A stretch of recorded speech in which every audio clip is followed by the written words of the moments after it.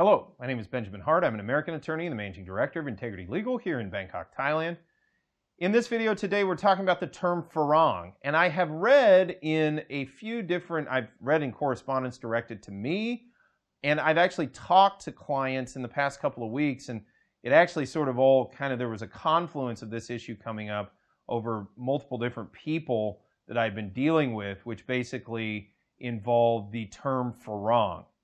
And there is a contingent, if you will, of expats here in Thailand that believe that the term Farang is somehow like racist or is a pejorative term for foreigners here in Thailand.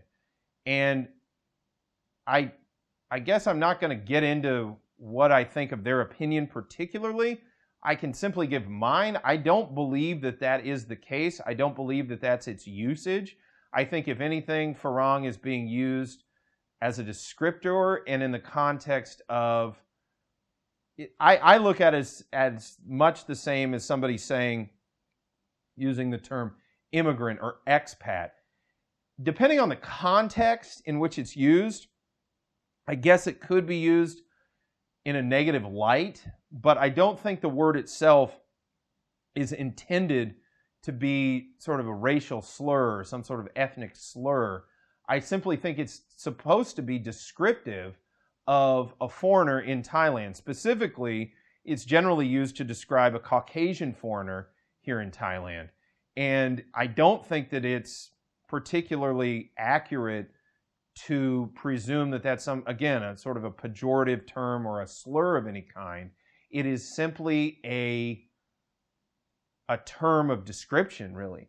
And not to get too much into sort of the etymology of the word or the history of the language or anything, because I am definitely not an authority on that. I was talking with another colleague here recently, and we were discussing the word sort of generally, sort of in the lead up to making this video.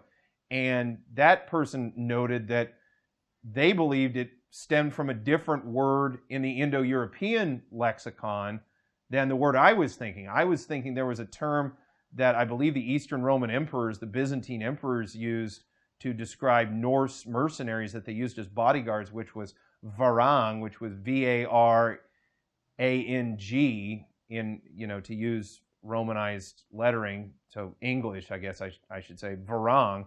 Whereas at the same time, he brought up that Ferengi is the term, it's similar, is the term for that's been applied in Thailand and throughout various parts of the Middle East and the sort of the subcontinent area for folks of foreign extraction, oftentimes of more Caucasian extraction.